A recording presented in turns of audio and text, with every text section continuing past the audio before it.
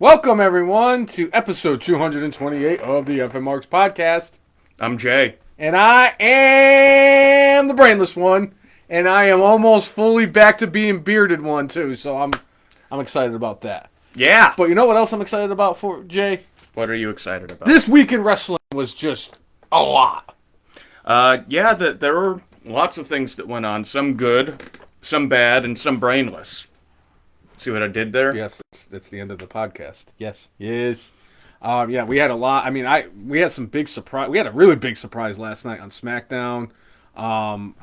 We had some good stuff going on with the other wrestling because they're still building towards Money in the Bank.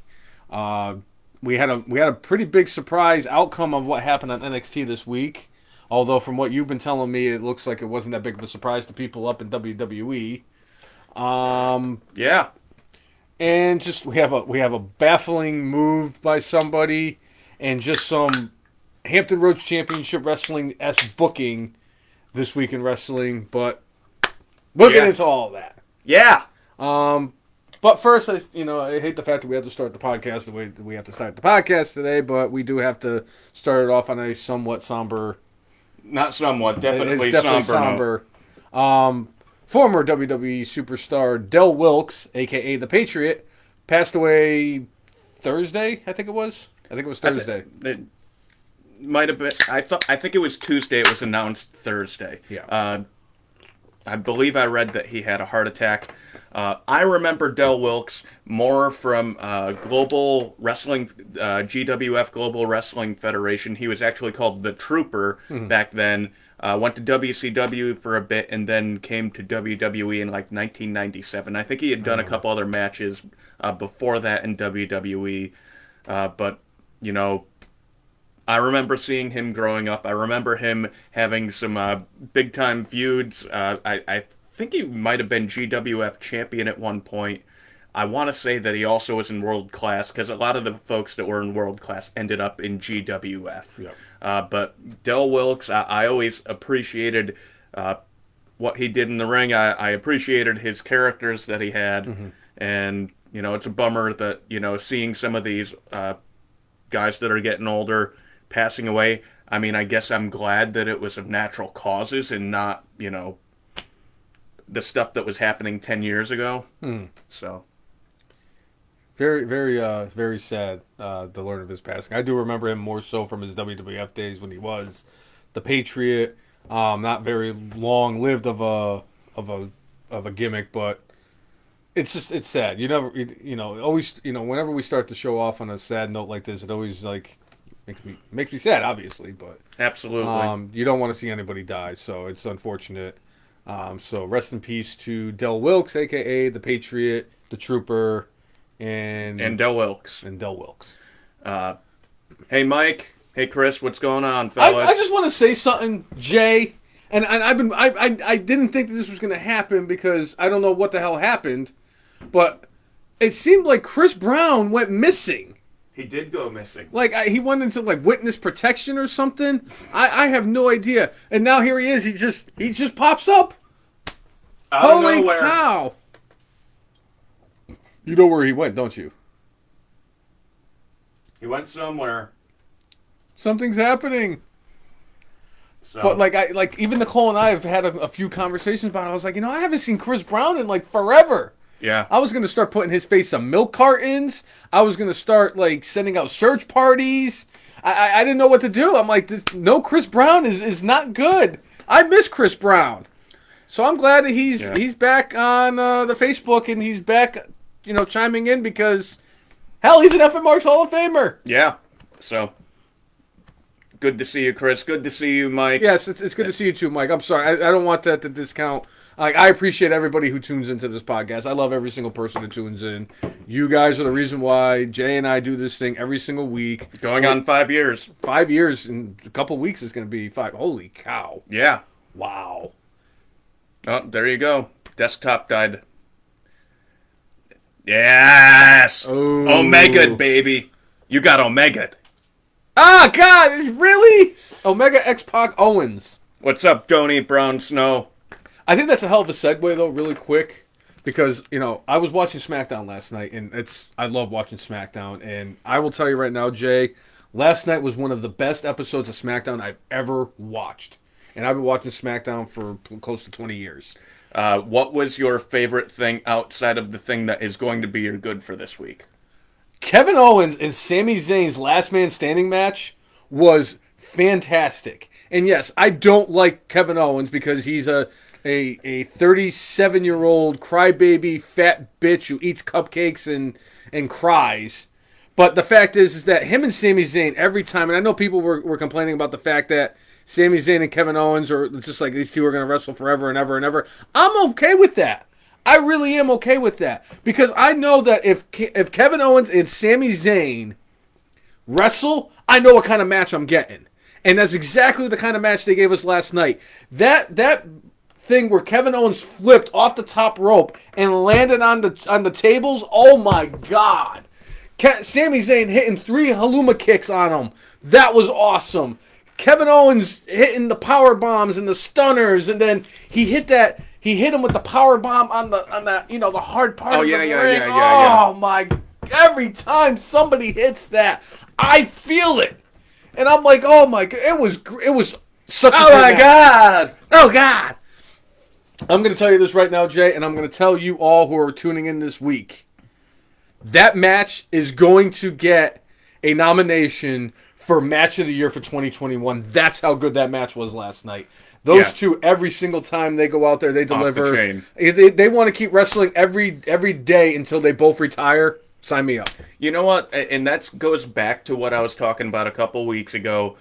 When they had Hell in the Cell, this match should have been decided in the Cell. I know it wasn't for a championship, but when you're talking about matches that deserve to be in the Cell, it's a blood feud, a long-term feud that needs to have that cutoff, that payoff. They could have done that with Zayn and Owens there. They held it off so they could turn it into a qualifying match for the Money in the Bank ladder match. And that's fine. Whatever we think based off of Kevin Owens and the fact that he blocked us, I have a lot of respect for what he does in the ring and who he is as a professional wrestler. And I'll tell you, like, if he didn't block us 5 years ago the way he did on Twitter, he would be in the conversation as my favorite wrestler right now. Because if you look at it, Kevin Owens and I are very similar. We're both portly fellas. We both have beards. Oh, I'm growing mine back. We both are very opinionated, and we both kind of talk the same and all that stuff. And he likes cupcakes, though. I don't hate cupcakes. I don't like you them as don't much love as he them, does, but you ate a whole bunch of them. I did eat a bunch of them once.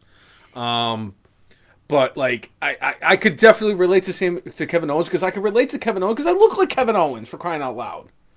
And like Sami Zayn, and like I know that a lot of people were like when he left Ring of Honor and he became Sami Zayn and ditched the El Generico thing. Jeez Louise, is there anybody really better than? Is there not? Okay, there are better people than him on the mic. There's not a lot of people better than him on the mic. There's maybe a handful that are better than Sami Zayn. I would love nothing more. I would love to see El Generico make an appearance. It's never going to happen, but if they do a gimmick battle royal at WrestleMania 38 when the Iron Sheik comes out and El Generico comes out.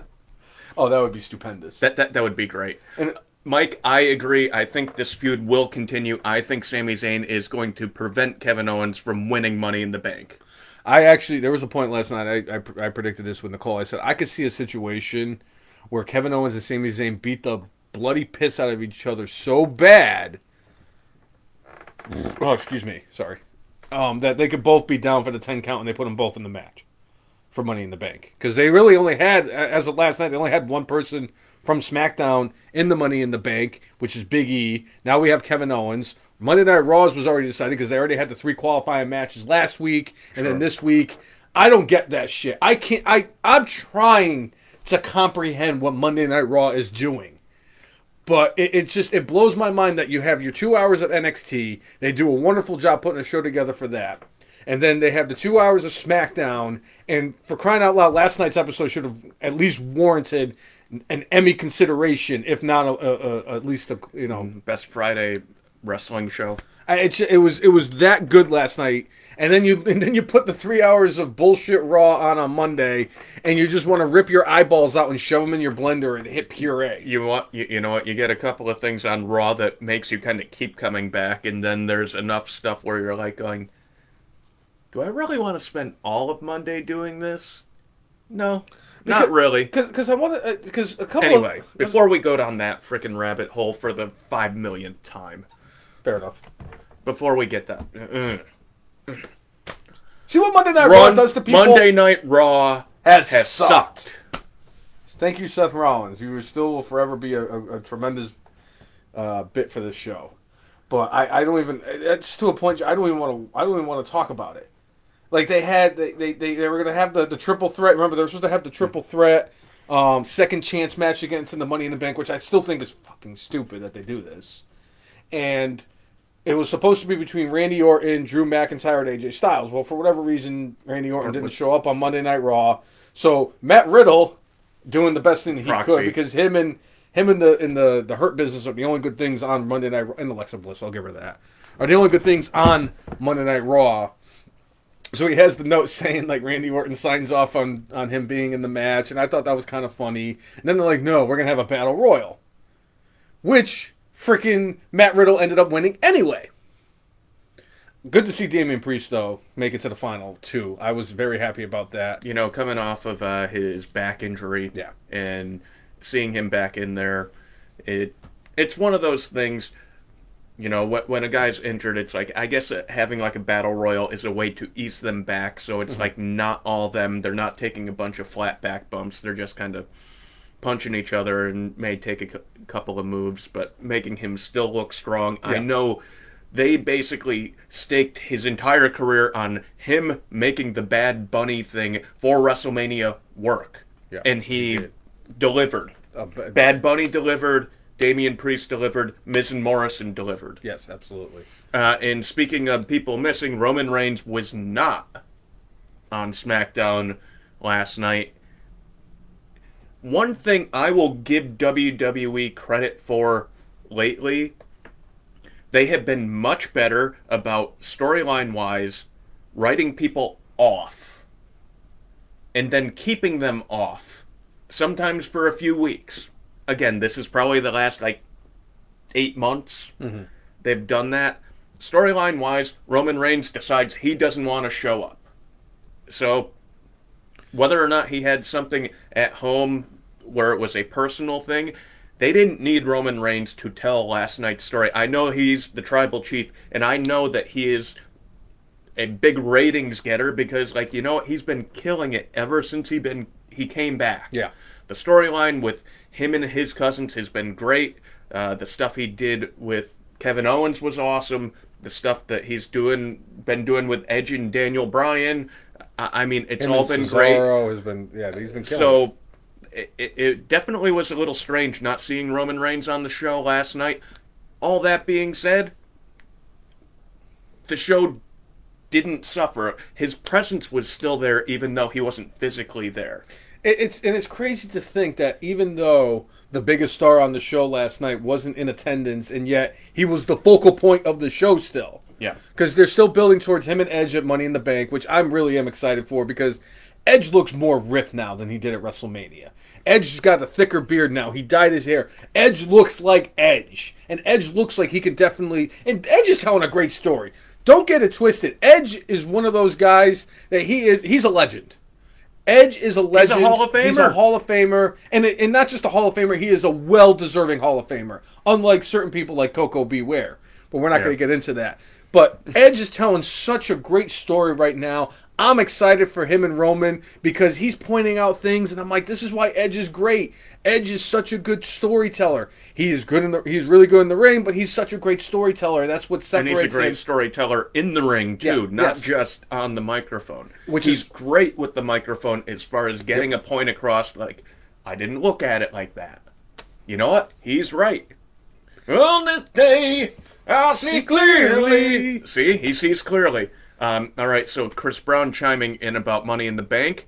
Nakamura and Corbin and Rollins Cesaro for the last 2 Money in the Bank spots for the men. Yeah, I heard that the Rollins and Cesaro were going to be fighting for one of the spots next week on SmackDown. I obviously I think that Cesaro ends up winning that match and getting the qualification because based off of what we've been seeing lately, it feels like Nakamura is going to win to keep Corbin with the losing streak. Allegedly, WWE has filed for a trademark for Happy Corbin. Jay. I cannot wait to see the shit show that is going to be. Jay. You know it's going to be. Jay, when they had the tag team match last night, and he was coming out to the ring, and they didn't refer to him. They were like, and no longer King Corbin, he is now Baron Corbin. The look on his face. He had the same look on his face like when El Jefe watches the Indians blow a 3-run lead in the 9th inning by giving up a grand slam. That was the exact same look that he gave last night. And it was tremendous. And I am a huge fan of Baron Corbin. I don't get why people have this negative feelings about Baron Corbin. The guy actually can wrestle. He has gotten so much better on the microphone. He is actually one of the safer people to work with. I'm actually a fan of Baron Corbin. I like to see them do something with him and see where this goes. He does need to shave his head, though, because like the really bad receding hairline is even worse now that he's starting to grow it out. What could really help Baron Corbin right now is Dr. Shelby. I need Dr. Shelby on my TV with Baron Corbin, helping him through what he's going through. That way he becomes Happy Corbin. Yes. It's going to be interesting to see how this all unfolds. Because I'm always one of those ones, and after 30 plus years of watching wrestling, there are people out there that are better heels than they are faces, and there's people out there that are better faces than heels. And then you got the few people like Hulk Hogan who could pull off both very well. Speaking of which, one of the things that has been talked about a lot, because of the incredible success of Fast and the Furious 9, there are serious talks about maybe John Cena will be a heel at some point, because John Cena as the heel in Fast 9, that movie's going to make $1 billion with John Cena as the bad guy. Yep. So, guess what? Vince McMahon's going to see, Hey, if he can make $1 billion for the Fast Furious franchise as a bad guy, maybe I can make $1 billion off of John Cena, pal. So I'm just saying, but yeah, Hogan could do both. There are people that can do both, but are just better at one. Like Miz, I think can do both pretty well, but better heel. Way better as a heel. Way better. Randy Orton is not a heel or face. He's Randy Orton. I would say that nothing really changes with him. It's whether or not he's getting cheered. Chris Jericho, too, is in that Randy Orton conversation. But like Rey Mysterio, granted, we've never really gotten to see a full-blown Rey Mysterio heel in WWF. But when he was in WCW, he did have a heel turn when he took off the mask and everything.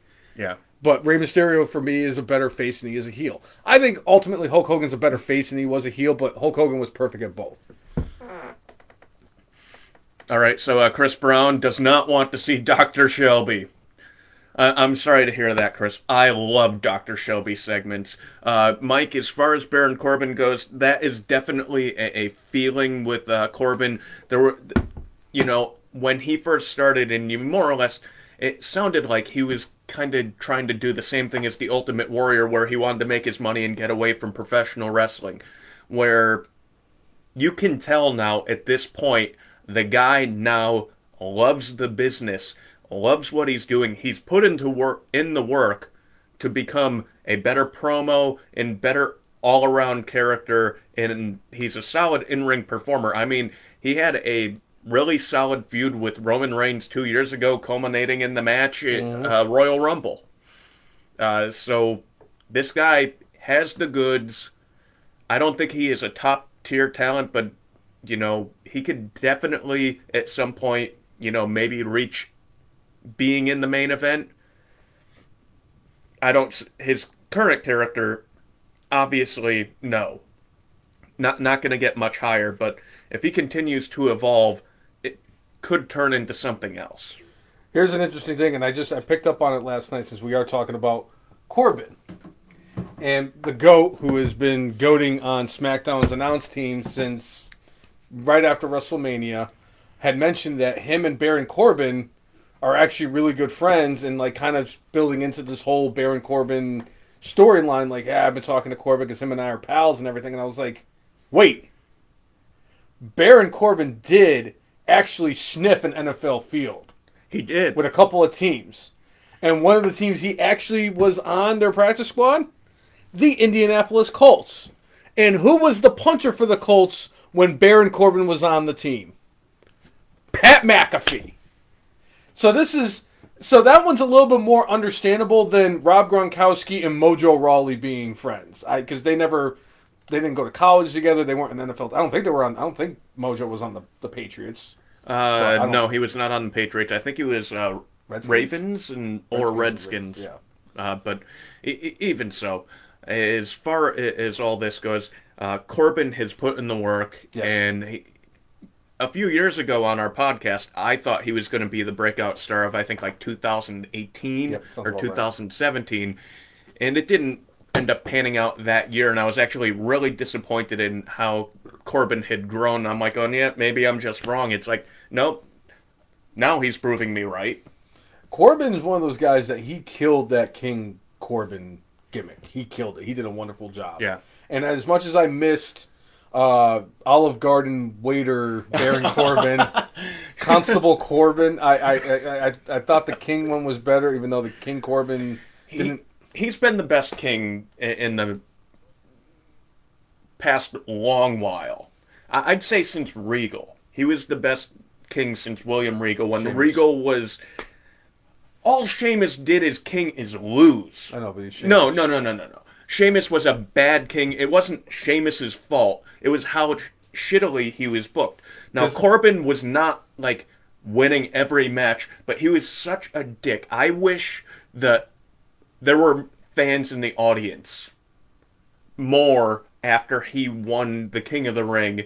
I think he would have had, like, nuclear heat. Mm-hmm. He would have been so hated, and unfortunately, we just didn't have crowds for him to, like, really, really feel the anger and grab it from them. But I'm trying to remember what the hell Corbin did at WrestleMania 35 or 36, the one that they had the record attendance of one fan. Right, because it was overhead. Absolutely. I'm pretty sure he had a match, but you know, you talk. I'll find out who Corbin was. Because I know that Elias won his WrestleMania match because he beat Bobby Lashley, and that was when Sami Zayn beat Daniel Bryan for the Intercontinental title. And I'm still baffled because it was one of the biggest upsets. Not a bigger upset than Fandango beating Jericho at WrestleMania 29 because that's the greatest upset of all time. I don't care what anybody says. You don't have the GOAT of GOATs lose. The GOAT of GOATs, who's goated more than GOATs have ever goated in the history of GOATdom, lose to a guy named Fandango who dances to the ring. But yeah, that was an interesting one. I'm curious to see how they're going to go forward with Corbin.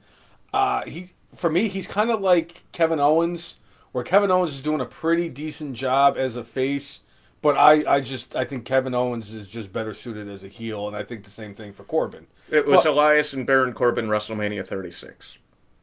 Who did Bobby Lashley lose to? Well, take a look.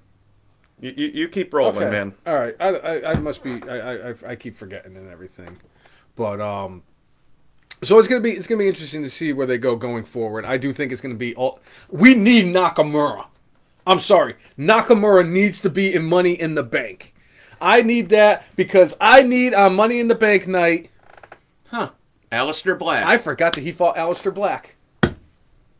And he lost to Aleister Black, too. Aleister Black beat him at WrestleMania. So. And then a month later, he got tossed off a Titan Tower. And survived. Yeah. So. I'm sorry. What's up, Andy? Thanks for tuning in, man. Anyway. I think that's I think that's good for the King Corbin thing, but I think the Road Warriors would be a nice segue into another topic that we wanted to discuss today. Absolutely. So WWE this week posted it ranked the 50 tag teams in WWE history, and there was a couple of things about that list that I thought was rather interesting. Because number one, the one thing I thought was interesting was who was the 50th tag team? Do you remember? I don't remember. The Bushwhackers. Right. The Bushwhackers were 50th out of 50. Hall of Famers. Do you know who was number 11 on the list? And it is not in the WWE Hall of Fame. Was it somebody who should have been higher than 11th on the list? Possibly. Demolition? Demolition. Yeah. Demolition, who, until the New Day surpassed them a couple of years back, had the longest, world tag team title reign in WWF history / WWE history. And I think combined days, they're still up there. But The Quebecers. Quebecers, I think, were like 49th on the list. But, so there were a couple of things about this list, and I understand. Yes. Road Warriors were 7 on this list. But my understanding for this is they're specifically speaking of their WWF time, which they had a really good run, but it was for a handful of years, and they came and went several times, where New Day has been with the company and had an extended run where LOD, if you look at the whole swath of what they did in their career, I mean... They're numero uno. And the only one that's even reasonably close are the Dudley Boys. Everybody else is just far and away... Like they're definitely the 2 greatest tag teams of all time, and it's not even close. And there's a lot of other tag teams out there that deserve some love, like the Midnight Express deserves a lot of recognition for what they've done. And I even like what Doom did in WCW should get a lot of love and everything like that. And but like for WWE, I get it. For WWE purposes, the New Day. I had no problem with the New Day really being number 1. I didn't. I know a lot of people were butthurt about it and everything, and it's like, oh, look at what the New Day did in a time when the tag team division wasn't that great, and I was like, yeah, I kind of get that argument and everything, but it's like they were number 1, and then like the Usos were 7th, which I didn't understand that one because for me, the Usos have been doing it longer. I get that they're not the longest reigning tag team, but I think as a tag team, I think the Usos are better than the New Day, and that's not a slight on the New Day. I just think that the Usos are better.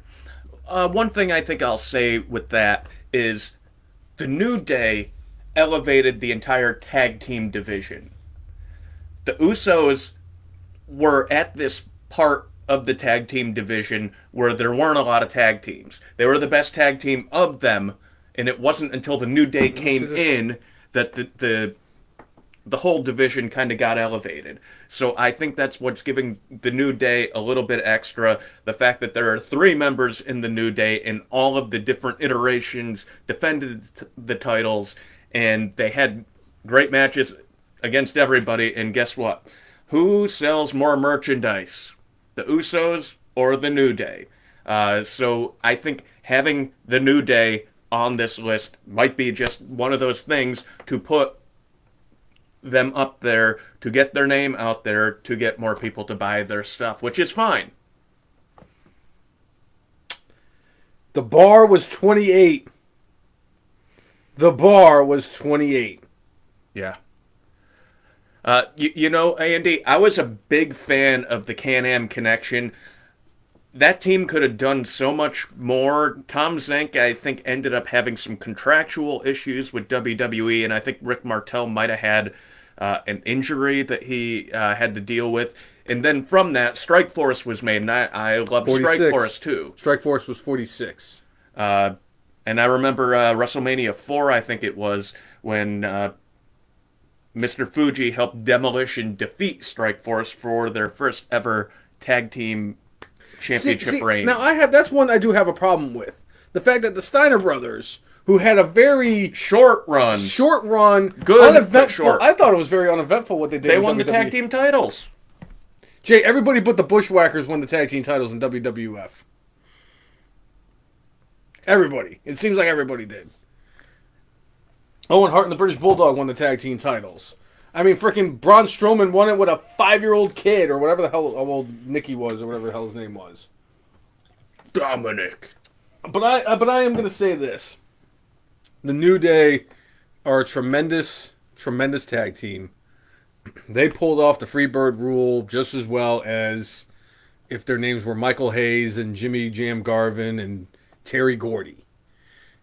You know, they are very iconic, and they are definitely one of the most popular tag teams of all time.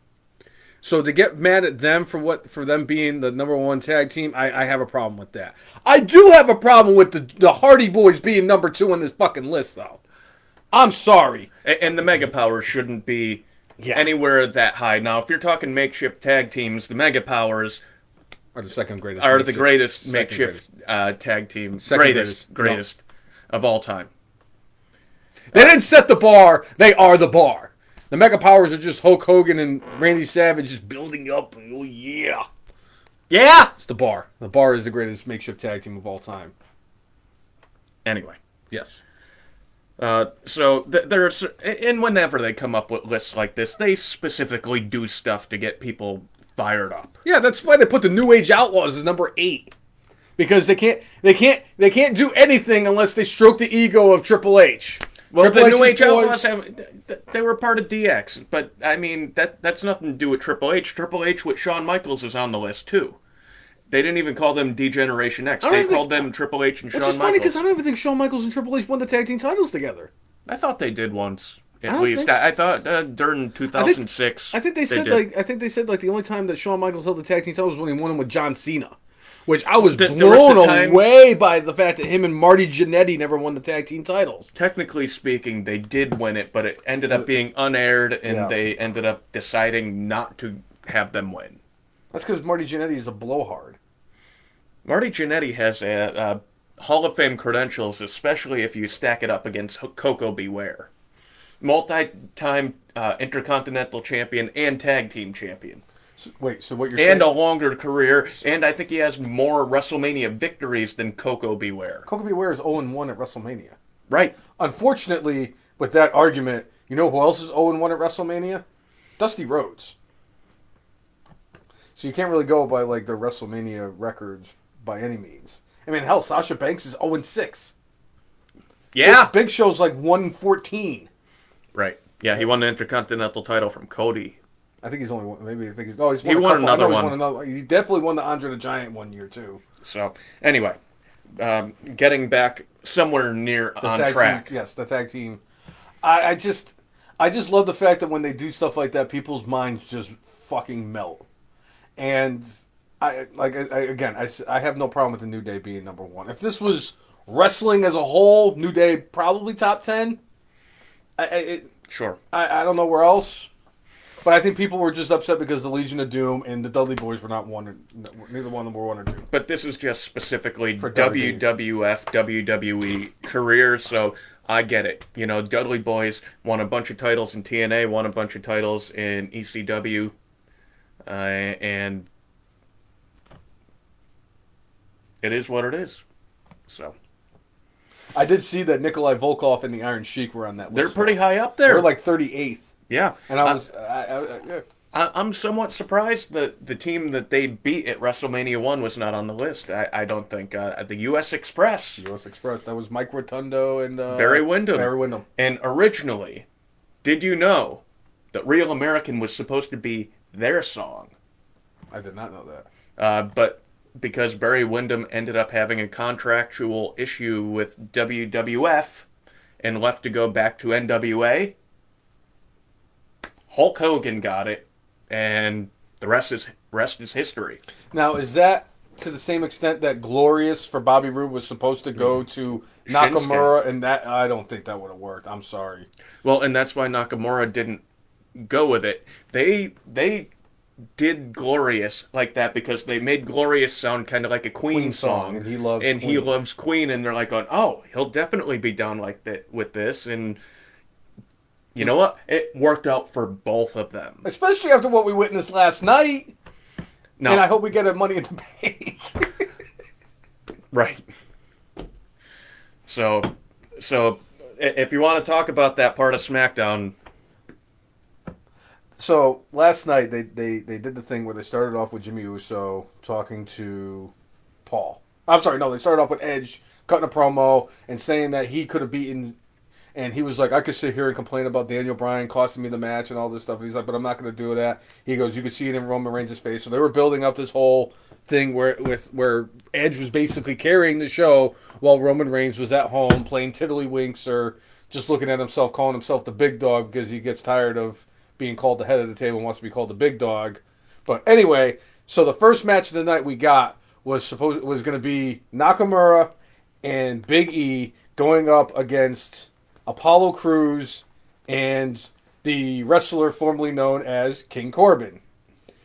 So we get Nakamura to come out first, and obviously with this whole Rick Boogs thing. And by the way, but I'm annoyed as hell with Rick Boogs. I know they're trying to do something different with it, but I'm just annoyed. He can shred on guitar. Yes, he can. He's very good on the guitar. I want to see him and Elias have a guitar off at some point. And I know you would be 1,000% on board with that. Absolutely. But I am 100% with you on that, and I'm mad that you actually beat me to the anti-Boogs being part of Nakamura. Yes, he shreds, but that's all he does. So Nakamura's making his way to the ring, and I used to love it when Corey Graves was broadcasting when he was working with Nakamura, because it was one of the things I used to love about Corey Graves. I still love Corey Graves, but one of the things that stood out for me was he was that heel announcer, but the fact is he loved and respected Nakamura so much that he would just sit there and talk it up. And I said, they're never going to get anybody to ever do that. Well, now we got... Hold my beer. Hold my beer, says Pat McAfee. McAfee, since this whole Nakamura thing, would stand up on the table and dance. Last night, that motherfucker exceeded in... you can't even, like...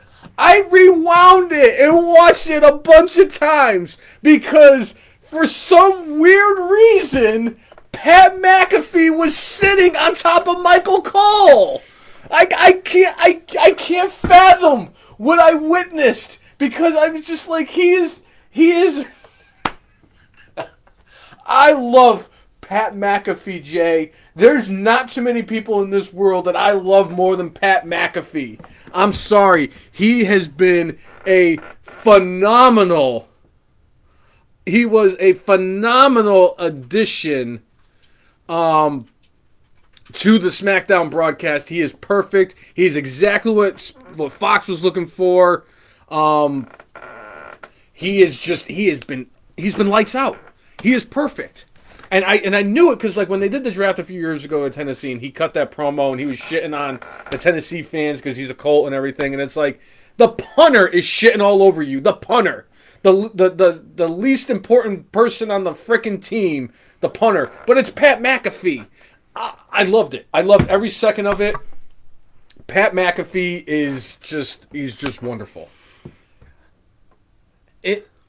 Between he and Adnan Virk, it's like, it couldn't have been more polar opposite, where Adnan, as far as a broadcaster goes, has the professional credentials to have been a very good to great announcer for WWE. Pat McAfee, who, definitely on NXT, like, did great promo work, did all sorts of stuff for that, but it's like, as a commentator, I don't know. I guess we'll see about that. But Adnan Virk, it was clear that, like, he just wasn't very schooled in the product. Yes. And it showed, and that's why, 6-7 weeks after he started, he was gone. And McAfee just, like, immediately was just, there are things he could work on, but he is entertaining as all hell. I love him. He's a big enough name for Fox to be absolutely thrilled to have him on the broadcast team. And I will say this, Jimmy Smith taking over for Adnan Virk on Raw was a great move because Jimmy Smith is doing a great job. He is one of the few highlights on Monday Night Raw, and he makes it that much better because him and Corey Graves can carry the fact that Byron Saxton's still a blowhard. But McAfee and Cole is just... They work so well together. And who would have thought a couple of years ago, after how long did we we would always talk with why am I blanking on her name right now? About Michael Cole being replaced by a fishbowl. Yes. Oh, Melanie. Melanie. Like being replaced by a fishbowl and we'd be better off. Michael Cole is with McAfee as his partner is killing it. And it is one of the best moves that WWE has made lately. They've been making some good, solid moves. And if you've been watching the last few episodes, you've also realized that they have made a lot of shit moves lately where you're like, what did you do? Why did you do it? That doesn't make any sense. You are dumb as fuck. Yes. Why? Because Stone Cold said so. Speaking of Stone Cold, his next guest on the Broken Skull sessions will be Big Daddy Cool, Diesel, That's so Kevin Nash. I can't wait till they bring up Vinny Vegas, Oz, and all the shit gimmicks that he had. Can I just say this? There's never been a time where there was one guest that I was so excited to see, and I still have to watch the Mick Foley on the Broken Skull session because I just adore Mick Foley. He's a goat. Without question, the most underrated, underappreciated wrestler of all time. There is not a human being in that industry that I respect more than Mick Foley. I love what that man has done. And I respect what he was able to accomplish. And the fact that he can joke on himself speaks volumes. But the fact is, you go from Mick Foley to Kevin Nash, who I could give two shits, a rat's ass, or a flying fuck about, because Kevin Nash is such a freaking baby, where he was talking shit about Kevin Owens when he was Universal Champion, and it's like, really, Diesel? Really? When you were WWF Champion, you didn't even main event WrestleMania. I would know. I was there.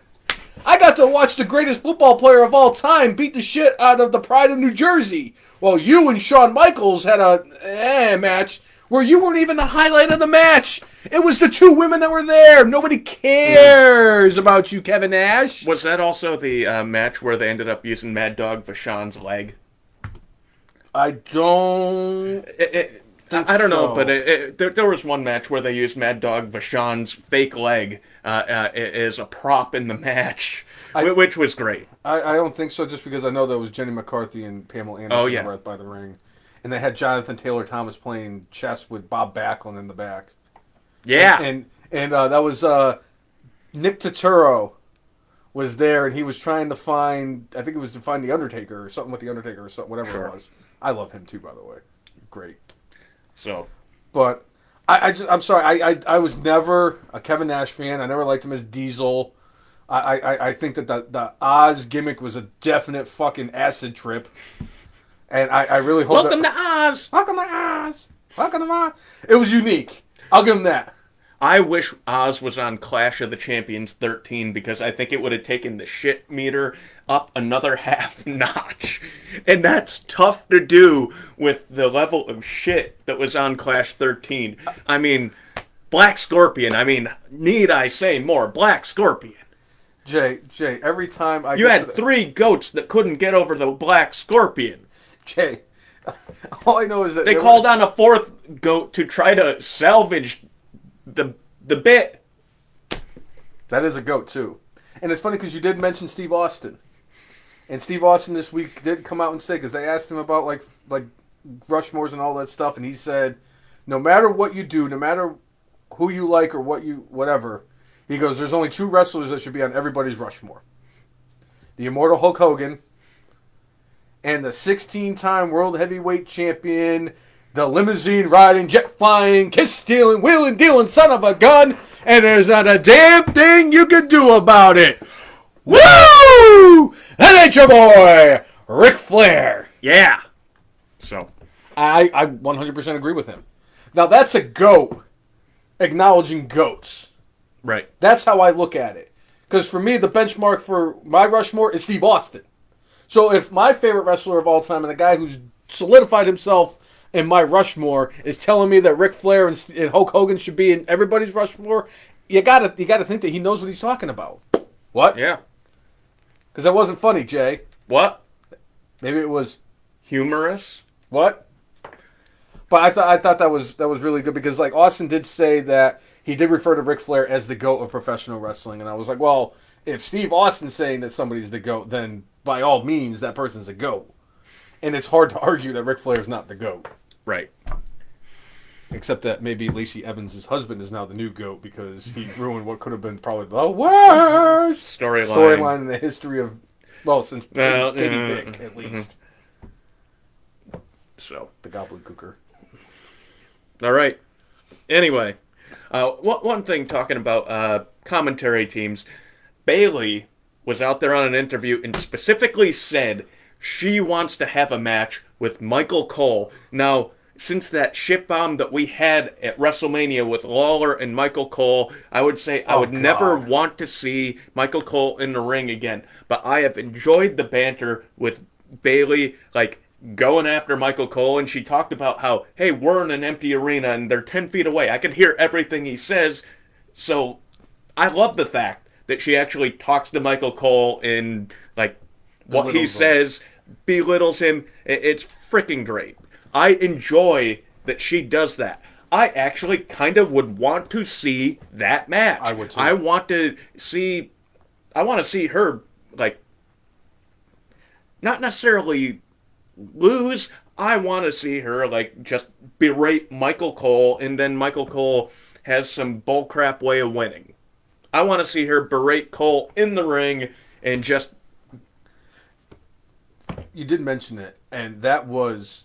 Lawler and Cole was absolute drizzle shits, and it was basically Vince McMahon's way of just fuck you, Jerry Lawler, for everything you've done for the wrestling industry. You're one match at WrestleMania, you lose to Michael Cole.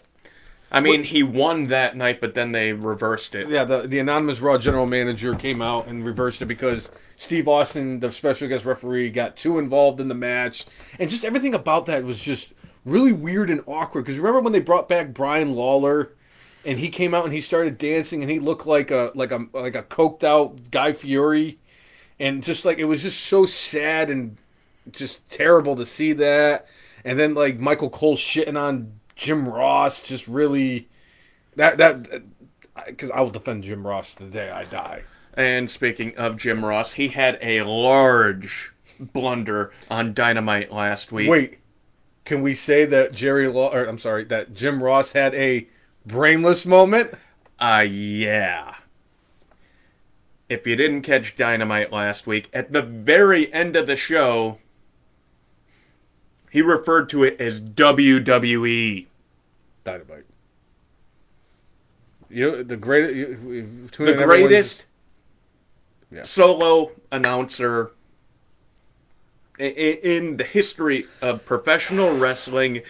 I understand you can have moments like that. With what I do for my job working in the TV industry, I have seen plenty of reporters and plenty of anchors over the years, and there's been a few times where things from like stations before or from different kind of branding before, where anchors or reporters on the set said the wrong call letters or said the wrong thing.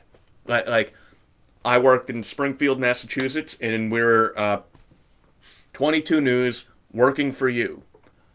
One of our longtime anchors, and this was about 15 years after this was a thing at the station, referred to it as News Center 22. News Center 22, which had been dead and buried 15 years before. For whatever reason, that one day just happened. Crapped and crept into his brain. And I'm sure that's just what happened to Jim Ross, but it's like, you called it the other company. Like, I know you worked there for 2.5 decades. Dang, man. But, Jim Ross still does a pretty solid job calling professional wrestling. I like he and Shivani. Finally, Excalibur has become less annoying. Yes. That's the best way to put it. He's not terrible, but I do kind of enjoy when they start. You could tell they're like pissed off at each other during like a match. Like there was one point where I think Ross messed up calling a move. Excalibur called him out on the air, and like Ross is like going, "Yeah, great, thanks for calling me out on the air," more or less. And it's like going, "Yeah, some words are going to be said during this commercial break or at the end of this night." But Jim Ross can still do the job. It's like going, he had a momentary lapse of reason, but it was just like these things are happening a little bit more with JR. I understand, dude's I think close to 70 at this point. I think it is. Oh, let me look it up. So he it's okay that he has a moment like this, but it's like the other company. You called it the other company. How old is Jim Ross? So, but all that being said, the fact that Jungle Boy last week had a heck of a match with Kenny Omega in the main event. He did. That's great. It's a win, for Jungle Boy getting to that next level for AEW. And a win for him is also that he is dating what's her name? Anna Jay. Anna Jay from the Dark Order, and the different tweets that came out because of that tweet with the two of them, like was it Stu Grayson I think said, or Colt Cabana said, "Oh, looks like Anna Jay's doing some recruiting for the Dark Order." Jim Ross is 69. Nice. I thought he was actually in his 70s already. What's up, Jessica? Thanks for tuning in. I thought it was interesting, speaking of the Jungle Boy and everything, that he's with Anna Jay, because it all came out after he had his wonderful match with Kenny Omega, and it was a great match between him and Dr. Dirtface. Fuck Kenny Omega. Fuck that guy. But that's a bigger win for Jungle Boy than he's going to get in the rest of his career. And I will say that was more impressive than any woman that his father pulled in, and his father played Dylan on 90210. He played a teenager for 30 years. He played a teenager the first season when he was 47 years old.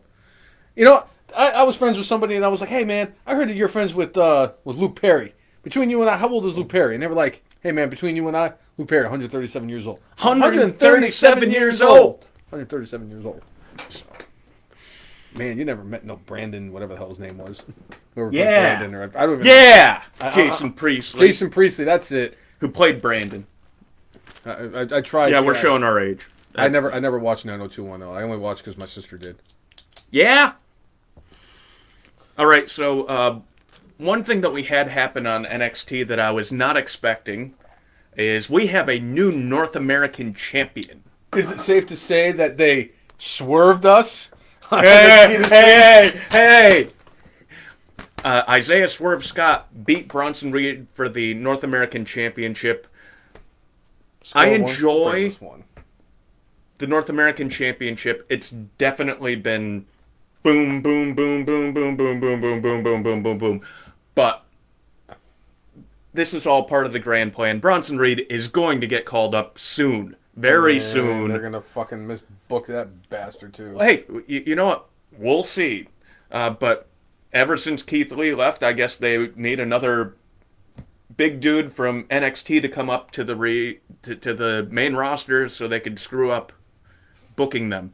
But Bronson Reed has been getting many matches on main event and getting dark matches at SmackDown and or Raw tapings. Bronson Reed is coming to the main roster. Vince McMahon likes the big dudes.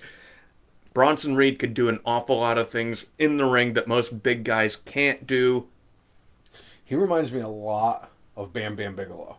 Yep. And I know he's been trying to do this thing because like his attire is looking a hell of a lot like what the natural disasters when Earthquake and Typhoon work together. Yeah. That's what kind of like how his attire has been putting together. And there's nothing wrong with being compared to Norfolk's own Fred Ottman, a.k.a. Shockmaster, Tugboat, the Shockmaster, Typhoon, and should be WWE Hall of Famer. But Natural disasters were pretty high on the list, by the way. They were a great tag team. I loved Earthquake and Typhoon. And John Tenta did a lot.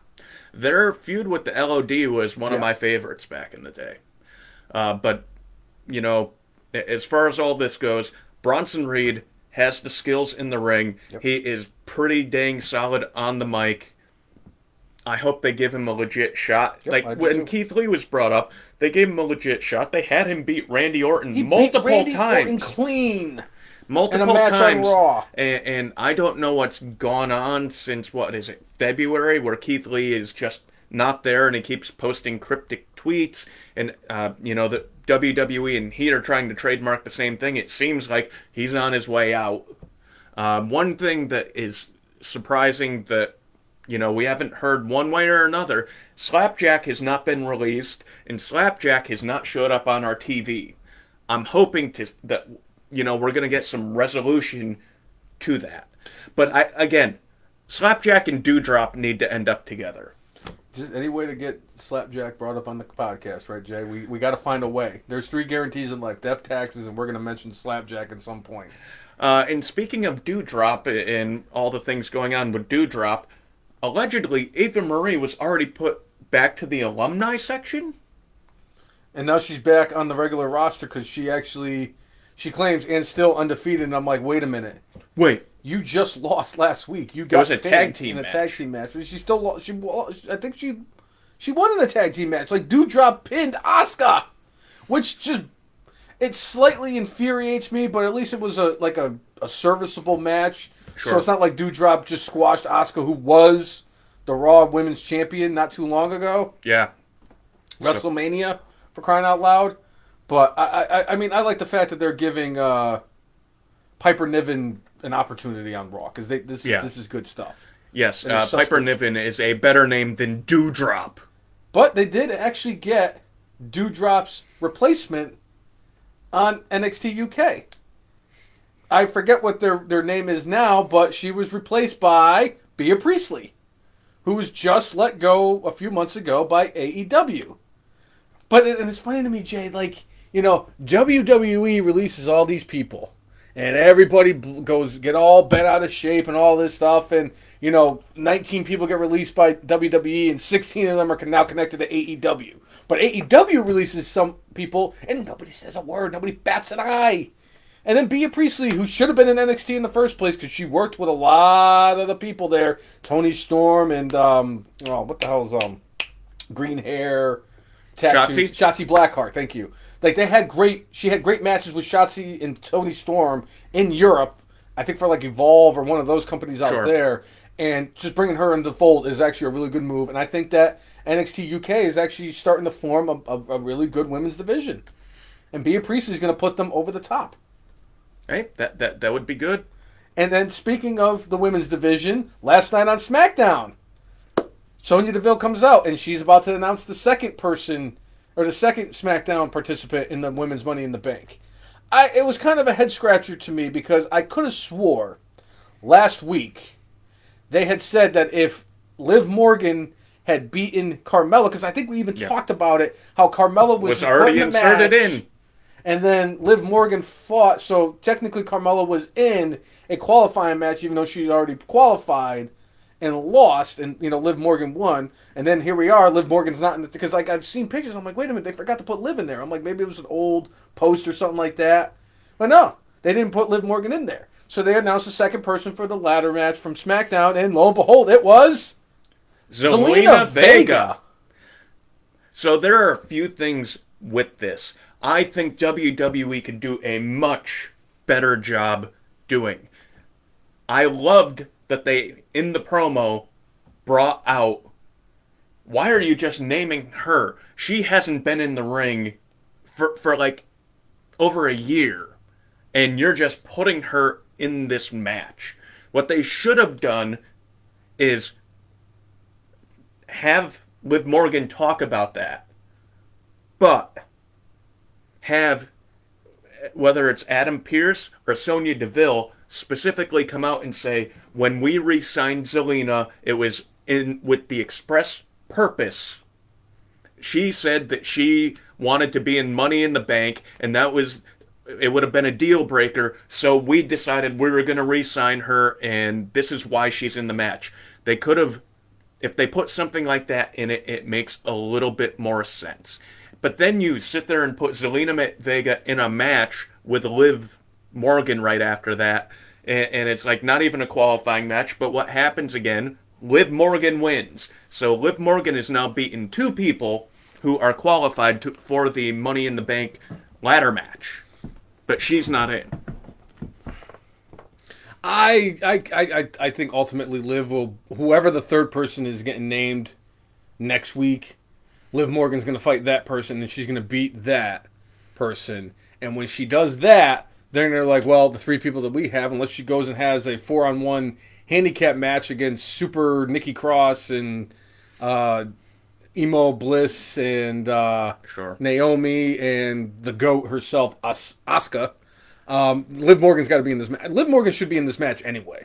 So I like Chris Brown's idea that Liv Morgan is going to keep getting screwed by Sonya Deville, and that is going to be the thing that returns Sonya to wrestling. Which is funny too, because in regards to Sonya, I've been reading that she's actually happy in the kind of the executive role. She's been killing it. She's been doing an awesome job. Well, and she specifically has said that she will get back in the wrestling ring. When she just doesn't know when. So it wouldn't be against what she's saying if, hey, this is a great storyline. Yeah, I'm on board with this. Whether or not she wants to return to the road, she definitely sounded like, if I were her, I'd still be spooked with all the crap that went and happened like 18 months ago. When you're on the road, you are more vulnerable to stuff like that. But that happened specifically at her house, and it's like, your house no longer feels safe. But for Sonya Deville and Liv Morgan, that could be a storyline. That could be a way that they bring her back. I don't know if they are.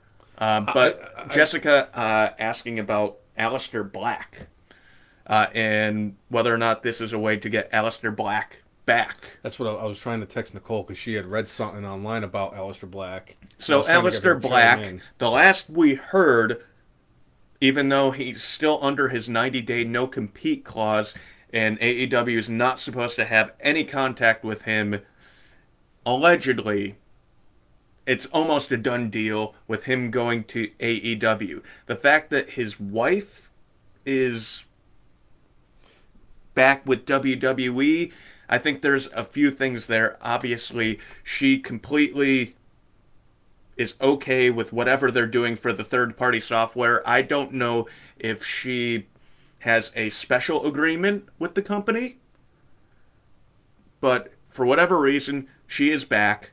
Aleister Black, again, I come back to, like, it has been my brainless multiple times about what has happened with the Aleister Black situation, whether it be the Big E storyline or the fact that they released this guy that they had so many vignettes for, set up his first feud. Like, it's just interesting. And as Nicole just put in, she goes, Black talked on his Twitch stream that he is happy with being released and isn't looking to get back into WWE. He's looking at opening a training school. He's going to start training people for wrestling. I think that could also be smoke and mirrors. It could be. It could also be smoke. I mean, any of it could be smoke and mirrors. But I think it's interesting that he did have the conversation with the people on Twitch. Thank you, Nicole. Because I couldn't remember exactly what it was, and you have a better brain than I do because you're not brainless. And again, if it's smoke and mirrors, do we see Aleister Black return at Money in the Bank and help his wife win? Do we see them as an on-air coupling? Or do they maintain their distance? With them, WWE going back on the road, AEW is going to be going on the road. If you're a married couple, I think that would be pretty difficult. And it's going to be interesting to see what happens going forward, because Naomi and I think Jimmy Uso are on separate shows. I mean, obviously, both Usos are on a separate show with Naomi. I want to say she's the one that's married to Jimmy Uso. But the fact that she's on Raw and he's on SmackDown is going to make things interesting. But, like, seeing Zelina Vega, like, I was so happy to see her, but I was kind of surprised. I was like, holy shit, it's Zelina Vega. And like they talked her up and saying she's like this, a great star for the women's division. And like she hasn't really established herself so much in the ring because she was more of the manager slash mouthpiece for Andrade than she was as a in ring competitor. Because I don't think she got more than maybe 10 matches. I know she fought at the Women's Evolution or Revolution pay-per-view. Main roster, she didn't have a lot of matches. No, because... And beyond that, when she was with Andrade, she was used so she could do like the Hurricane Rana into like the steps or into the barricade and help Andrade get an unfair advantage. Correct.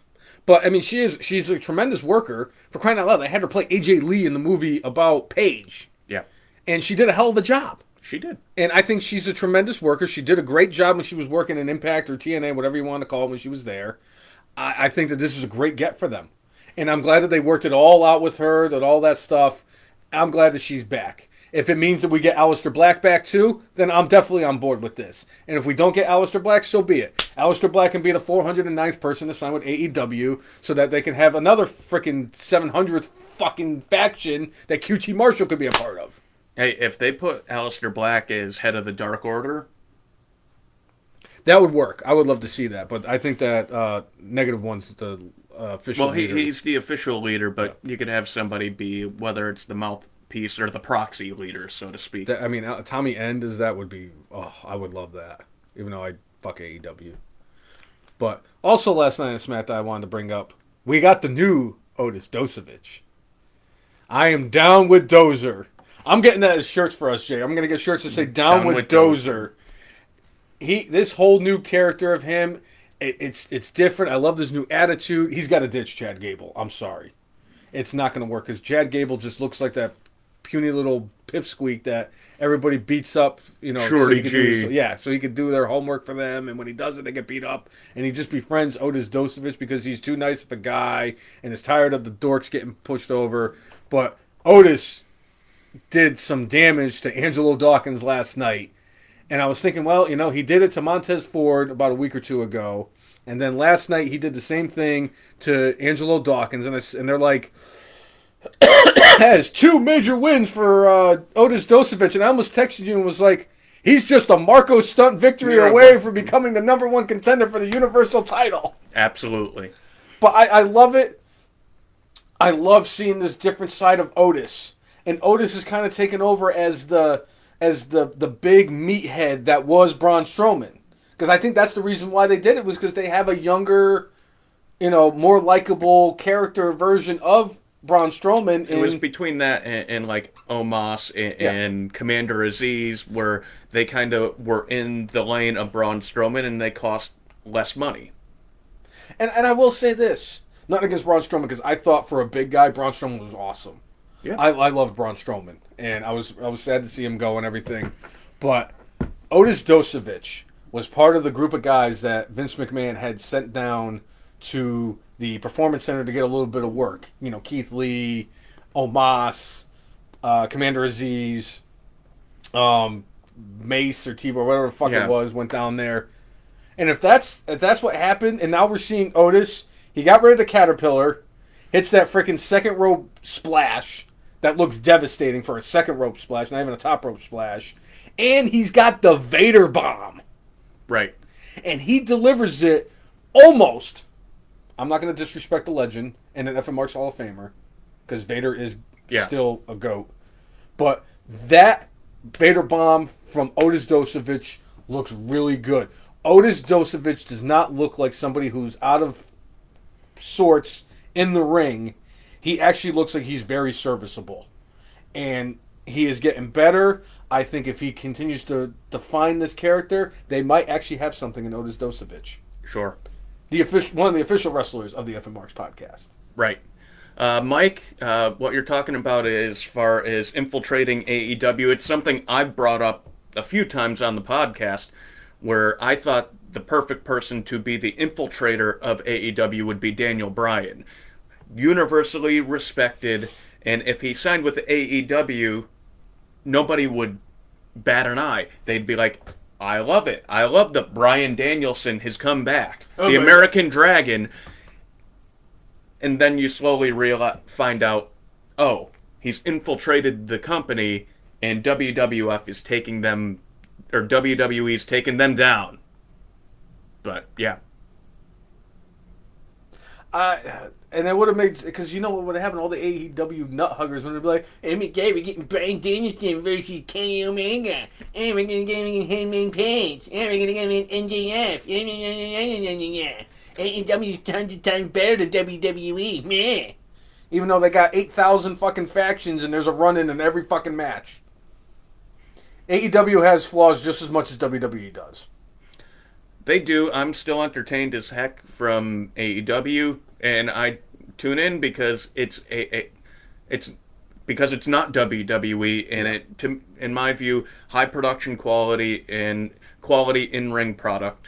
Some of the character stuff sucks, but some of it's great. But you could say the same thing about every WWE show. Yep. So I will continue to watch, even though I know you're on your blackout because Kenny Omega is the champ. Say it right, Jay. He's not Kenny Omega. He's ready. I'll write it on the whiteboard if I need to. He's Dr. Dirtface. Okay. Dr. Dirtface. He looks like a derp. He looks like a doofus. Fuck Kenny Omega. And the bill collector. Right. All right. So another thing that happened on SmackDown. Again, this is just a minor, not a minor, actually a major thing. When you have a Hell in a Cell match, that is supposed to be the blow-off for a feud. Bianca Belair defeated Bayley in Hell in a Cell. That should be the end of it, right? These two women in the ring are good. I'm not going to be upset with the match, but the fact that this feud continues on. You're killing continually your Hell in the Cell gimmick. Their next match is an I Quit match. With the stipulation in this match, it seems pretty dang clear that Bayley's going to win. I don't think Bayley's quitting WWE. They put in the stipulation, all right, Bayley, you get one last shot. But if you lose, you have to leave WWE. I could see a scenario that whoever wins the women's Money in the Bank, because they like to do that. It's happened on a couple occasions where the person who won the match, no, it's happened like 3 occasions. They could do that. Where the person who wins the Money in the Bank cashes in that same night. Because it happened with Alexa Bliss did it to Nia Jax, Kane did it to Rey Mysterio, and Dean Ambrose did it to Seth Rollins after he beat Roman Reigns. I like that scenario. That's one way they could have Bayley not lose. But it could be a situation like if Liv Morgan wins. Let's say Liv Morgan wins the Money in the Bank. I could see a scenario where Bayley beats Bianca Belair, and like for whatever reason Bayley's all discombobulated and Liv Morgan cashes in on her. It could happen. Never say never. Yeah. But I agree with you. You would think that the Money in the Bank would be the final blow off to that.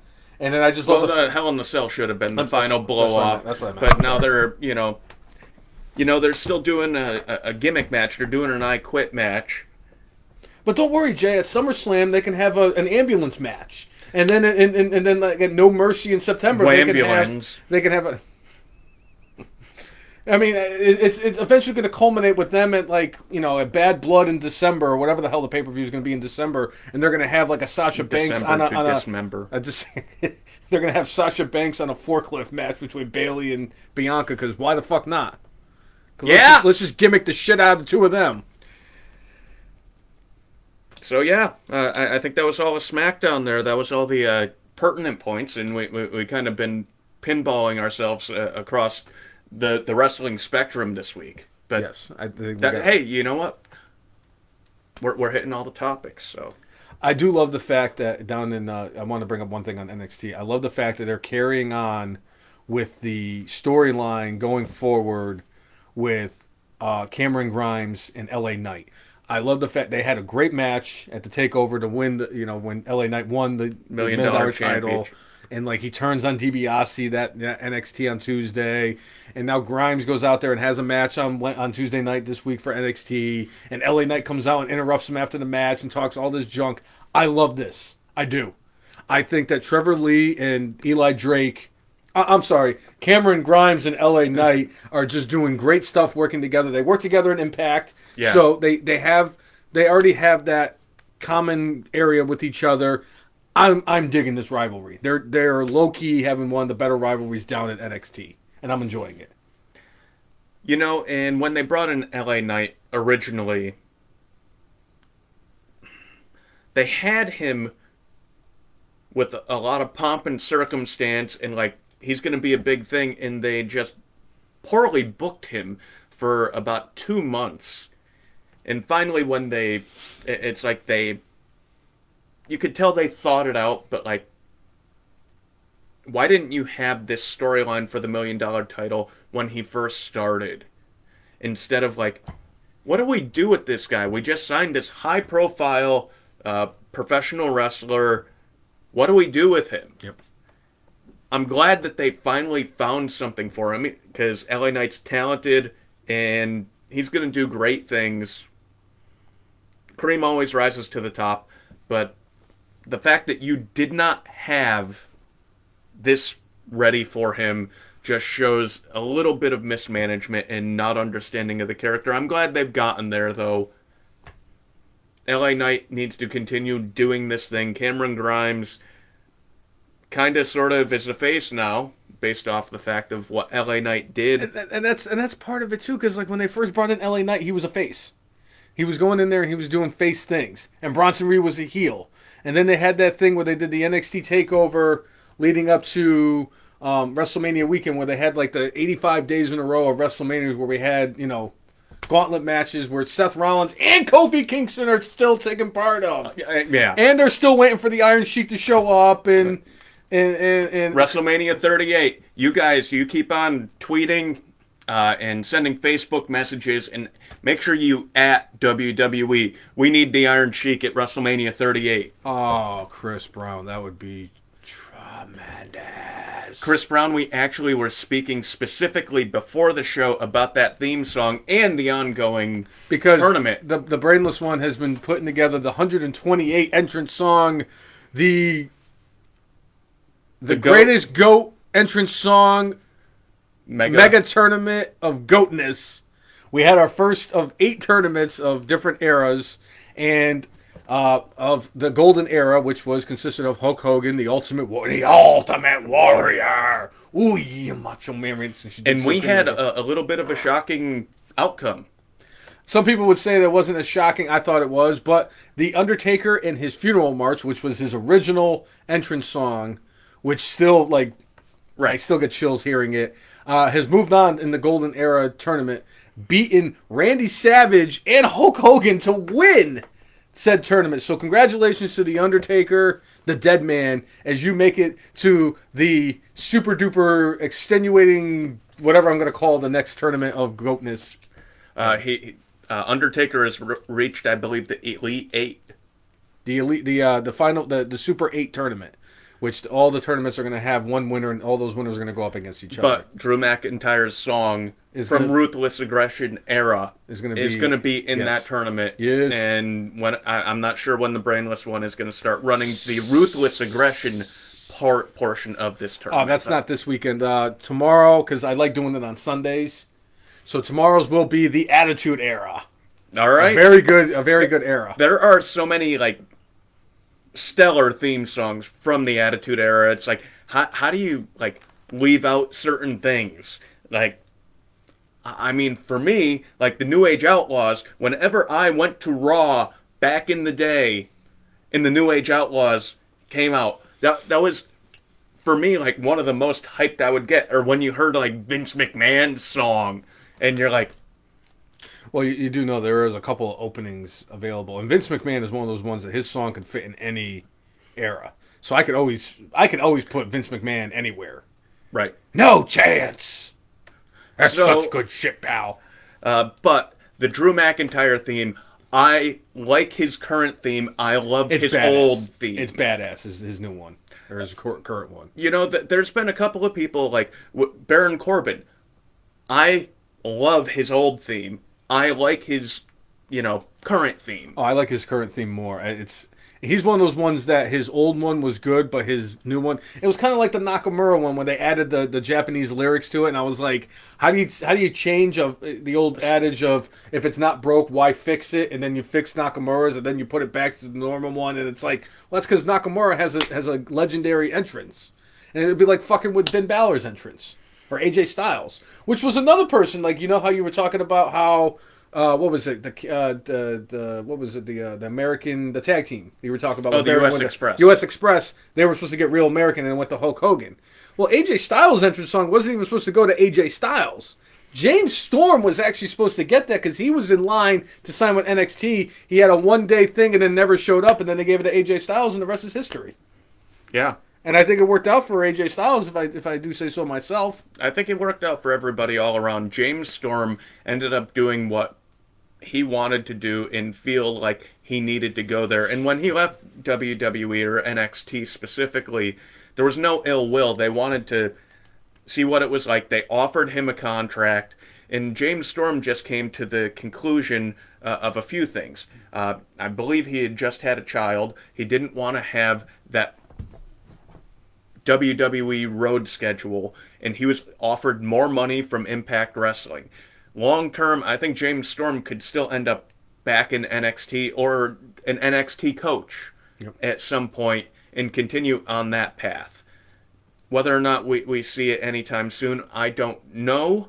I mean, I certainly, for me, I would love seeing James Storm in the ring with Bobby Roode again. Oh, fuck yeah. Whether or not we get that again is... They could call him alcohol currency.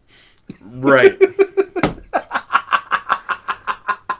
But as far as all that goes, there are so many great theme songs out there. I think Sheamus has had multiple good theme songs. Then there's Randy Orton, who absolutely detested that, hey, nothing you... And he wanted to get rid of that in the worst way. I forget exactly what he did, but he pissed off somebody behind the scenes, and they're like, yeah, we're not going to change your theme song. Yep. Like, he had to keep his theme song for like an extra year because he was being a dick to somebody. And so they kept him with the, hey, no. And you could sometimes see when he came out to the ring how salty he was, yes. About, I hate this effing song.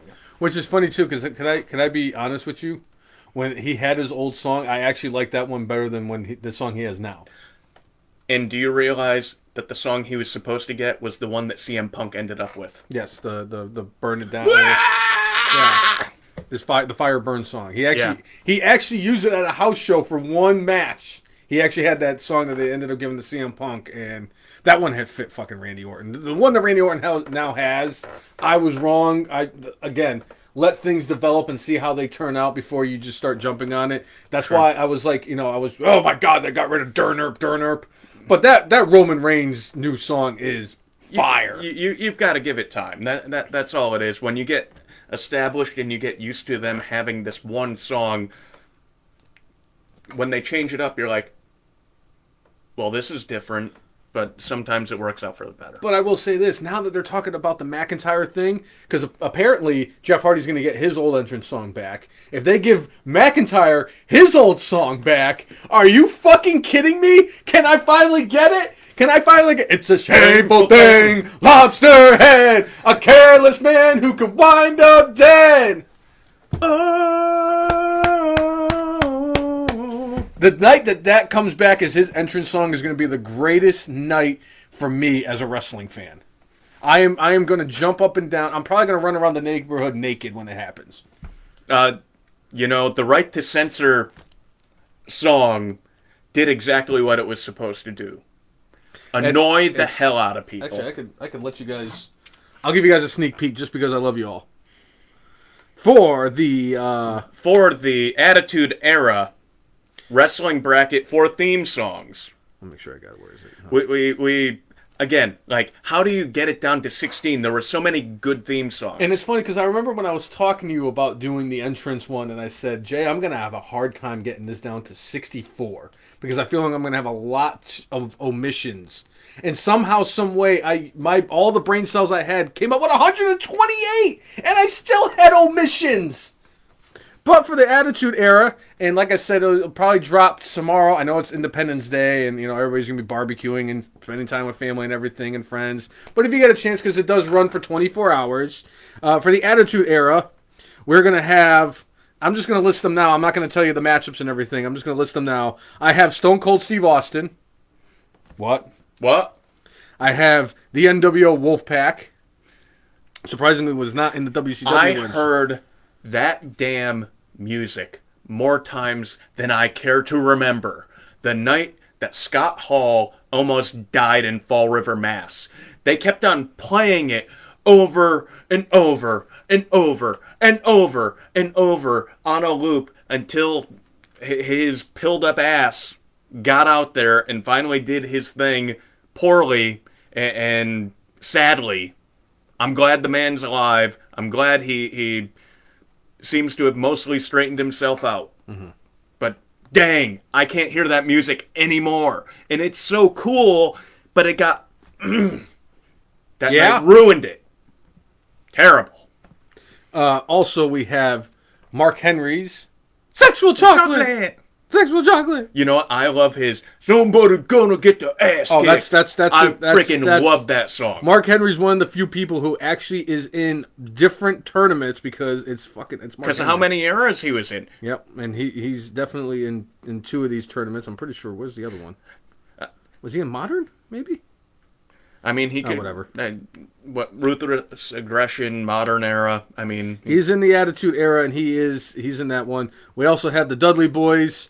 The only Olympic gold medalist to win an Olympic gold medal with a broken fucking neck, and some guy named Kurt Angle. He was somewhat decent, I think. Yeah! Y2J, the Break the Walls Down song.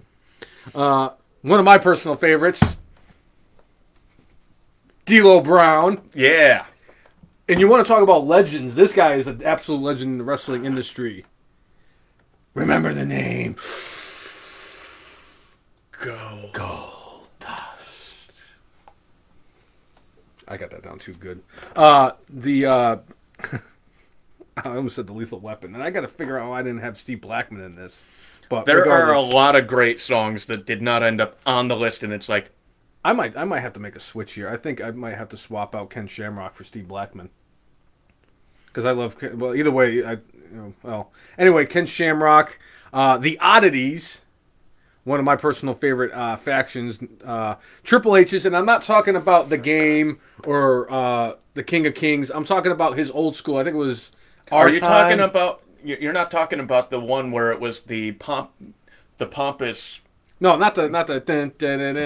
The one where he came out the WrestleMania 12 in. Yeah. Yeah. Or and lost it. He had a bunch of classical shit. I was talking about like when he stopped being Hunter Hearst Helmsley and became the first time Triple H, and the guys who sang the DX song came up with his own version. It's on WWE Volume 4.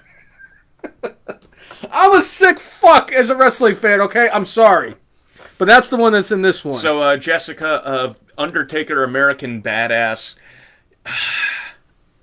I gotta go with Limp Bizkit, Rollin'. Just, I don't know. There's something about that that's like entertaining, annoying. Like everything about it is just like,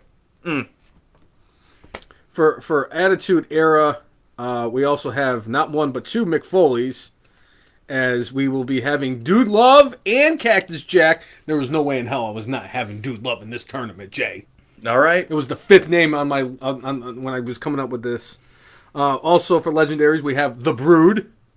Basically, dude, that is Gangrel's entrance. That was one of the greatest entrances ever. Yeah, agreed. The Big Red Machine, Kane, who has had so many that could have been any freaking era. But, I mean, the old school Kane one was just great. And, of course, we had last and certainly not least, we have the most electrifying man in all of sports entertainment, The Rock. So that is your tournament. Like I said, look for it tomorrow as I will be posting the second tournament of 8 tournaments in the greatest GOAT entrance song in wrestling history mega tournament of GOATness. And you Wow. get to see all that stuff on our Instagram and Facebook pages at the FNMARKS, the FN Marks. Yes. So yeah, we'll keep the tournaments rolling there, and we'll rolling. Yeah. So I'm trying to figure out if I should just keep going to stop when the next one ends, the next one should go. But I'm like, you know what? I'm giving myself a couple of days.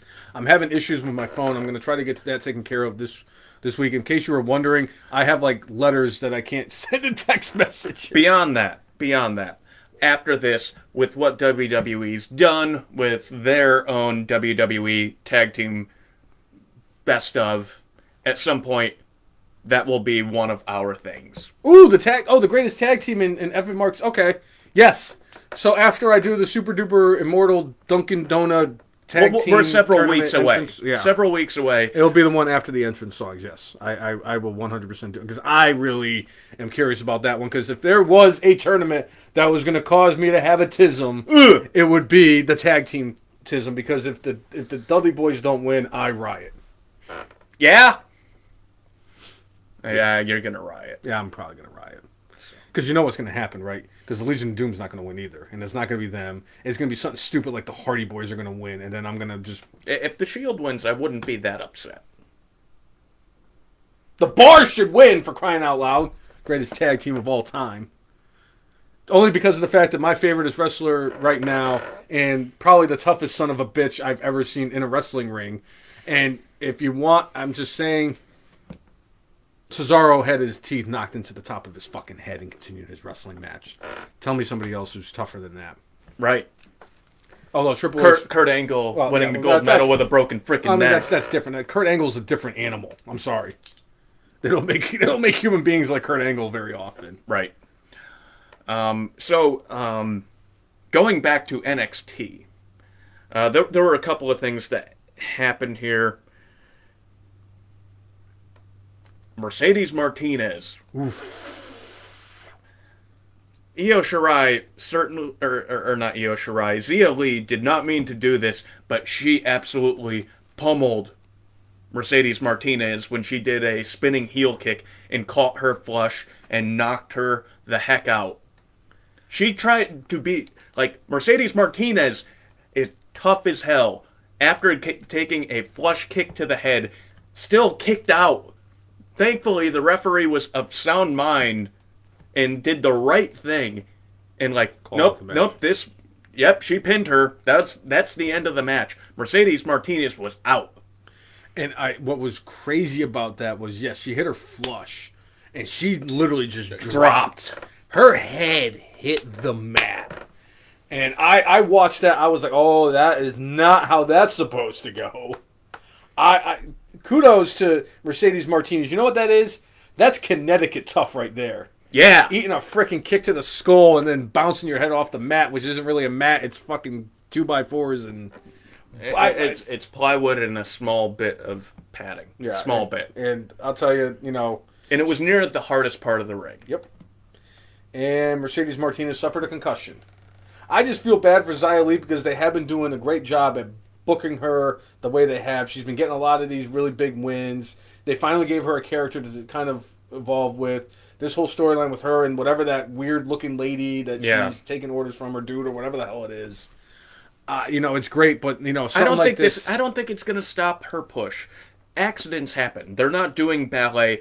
Honestly, I think what they could do is utilize this to showcase how dangerous Zia Lee is. That's one way to do it if they do it right. But we're talking about Vince McMahon here. This is Triple H more than Vince McMahon. Speaking of Vincent Kennedy McMahon, he was at the Performance Center this week trying to see about NXT folks that they might want to call up. Obviously, they've cut a bunch of people, mostly from the main roster, some from NXT, but they're about to go back on the road, and they don't have as many performers as they did, even 6 months ago. So Vince McMahon, the word or the phrase that was used was it was a breath of fresh air. I think everybody was scared the bejesus that Vince was going to come and rip everybody and say that there's no talent down here and what the hell are you doing? But apparently he liked what he saw and had a lot of compliments for the people down there. So we'll see, and I think that might feed into what's going on with Karrion Kross and Johnny Gargano. Which is interesting too, Jay, because you know who one of the people down in the Performance Center is right now, right? That kid from, I think, Central Florida, the Parker Boudreaux dude, the guy they're saying is like Brock Lesnar 2.0. Yeah. He's down there. And it also doesn't surprise me that that was happening because they just announced recently that they're doing another one of those Futures tournaments that they did down in NXT, which was a great success. Granted, the guy who was it, Jordan Miles, the guy that we talked about extensively because he quit and everything, but he was the one that ended up winning it. But that tournament gave us Dexter Lumis, Cameron Grimes, Bronson Reed, Angel Garza, a whole bunch of people. Isaiah Swerve Scott. They got a lot of good young, not really young, but they got a lot of good talent from that thing. And I love the fact that they're doing another one. And I'm curious to see who they put into this and where they go from there. So one feud that I didn't see coming was Johnny Gargano versus Karrion Kross. They're both heels right now.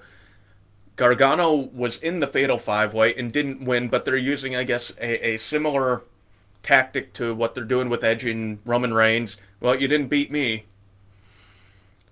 And Gargano, like, if you see him next to Karrion Kross, it looks like a total mismatch, but Gargano, using the fact that he has the way and he has Austin Theory to get over on Karrion Kross, and the fact that they keep on, like, having back and forth of, like, who's going to beat the other one up and leave the other one laying on the ground. So, backstage, Johnny Gargano beat up Karrion Kross, and Kross goes out and gets all pissed off and calls Gargano out to the ring, only to get attacked by Austin Theory behind the scene, from behind. Gargano comes out, and then security starts pulling them apart. Gargano gets a super kick in on Karrion Kross, and Kross absolutely tisms out on Samoa Joe, like, oh yeah, you're doing a great job. You're doing a great job. And they had this stare-off about, hey, Samoa Joe is supposed to be the enforcer, and it's like, yeah, I came in a little late with that, but they continued to have the tit for tat, and it looked like Theory and Gargano were going to get Kross again and attack him in the parking lot, but this time Kross actually got the better of them. Yep. And left standing. But it feels to me, based off of how much we know that he has been getting tryouts with dark matches and on main event, I think we're going to see Karrion Kross on the main roster, and I think we might get Johnny Gargano as our NXT champion, because they're having a match coming up at the Great American Bash. And there is the dark match that you spoke of. Karrion Kross fights Cesaro. I need to get my hands on that match. I need to see that. Oh, man, I would love to see that match. And it was funny, too, because, like, speaking of which, Nicole was was talking about how there's a bunch of matches that she missed out because it was around the time when she stopped watching, and she was naming she was like, "Oh, what do you think I should watch for matches?" Because she's heard us talk about them, whether it's on the podcast or outside of this place. And there was a match I thought of last night. Primetime Brian Lee versus Tom Zenk. Stop. Do you remember the NXT UK takeover that they had where it was Dragunov against Cesaro? I don't remember them having a match, but you know what? Vague recollections. I think it was the first one or the second one. I think it was the second one because the first one was Finn Balor and Jordan replacing. Yeah, Jordan Devlin. Him and Jordan Devlin had that's another match I have to have her watch.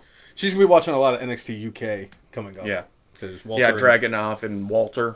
Dragunov and Walter and Pete Dunne, Dragunov and Cesaro, Devlin and Balor, Tony Storm and Rhea Ripley. Yeah, there's a lot. But yeah, there's just other. And if there's any other suggestions you'd like to make of matches that have happened over the last 10, 15 years, Dude Love against Stone Cold Steve Austin. That that Nicole should watch. You can either chime in on here, Fandango versus Chris Jericho. or you can go on our Facebook page and write down any other matches you can think of. Because even the DIY versus what was it, the Revival at NXT Takeover, they had great matches. So several great matches. Any suggestions? Is there any take Clash 13 out of the equation? Is there a match that really sticks out that you're like if Nicole goes, Jay, can you pick one match for me to watch that you think that I would enjoy? There are a few of them, and this is kind of old school WCW. Terry Funk versus Ric Flair. I think it was Great American Bash '89. Mm-hmm. They had I think it was a I Quit match. Yep. And you're like neither of these guys are going to quit. And then Ricky Steamboat versus Ric Flair from whenever. Just pick a match. I think in 1989. You know what? I might be. You know what? I think the Funk and the Steamboat ones were both in 1989. But I mean, those matches are freaking phenomenal. Flair and Steamboat had 3 matches that I think they were all 5-star. So, I mean, if it was in the Tokyo Dome, Dave Meltzer would have given it 10 stars. And if Kenny Omega and Okada were in the match, he would have given it 34.5 stars and shot a load all over Kenny Omega's back. And another match that, this is just me and my warped mind, Antonio Inoki versus the Great Antonio. Watch that match. I was hoping for matches to find on Peacock, not on YouTube, Jay. But I think I will subject her to that match, too. Just so she could see what happens when a professional wrestler gets pissed off. Don't worry about it. She's already seen the new Jack Dark Side of the Ring. Right. So. Chris, they didn't bring Scarlett up with the tryout for Karrion Kross. I'm going to say that Kross is going to come up alone. I think it's going to be similar to the Alexa Bliss, Buddy Murphy thing, where they were a pair and they split them up because they saw something different. I think with Kross on the main roster, they need to give him his full entrance. And if they're doing it without Scarlett, they have to figure out something slightly different to do it, because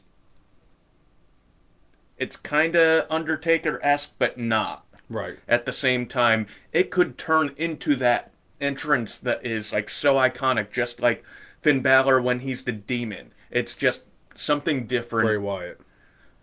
There are things with that you could make moments that people remember. When Bray Wyatt came out and they actually had the buzzards playing his song, I will remember that WrestleMania 30.